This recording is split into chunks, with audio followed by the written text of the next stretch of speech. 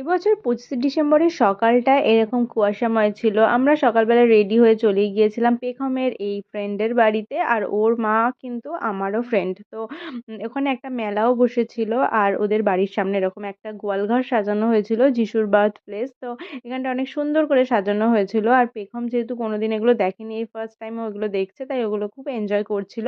এখানে প্রত্যেকটা বাড়ির সামনে একটা করে ক্রিসমাস ট্রি আর এরকম গোয়ালঘর সাজানো হয়েছিল। এই এলাকার পুরোটাই ছিল খ্রিস্টান পাড়া, তাই সবার বাড়ির সামনে এরকম সুন্দর করে ডেকোরেশন করা হয়েছিল। আর দেখো দূরে আমার বান্ধবীকে দেখা যাচ্ছে।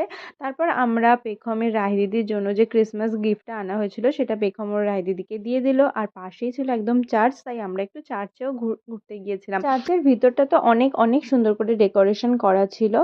সত্যি কথা বলতে কি, এমনি আগে চার্চে গেলেও এইভাবে 25 ডিসেম্বর কারুর বাড়িতে, মানে কোনো খ্রিস্টান বাড়িতে এই প্রথমবার কোনো ইনভিটেশন পেলাম। আর আমরা অনেক অনেক থ্যাঙ্কফুল যারা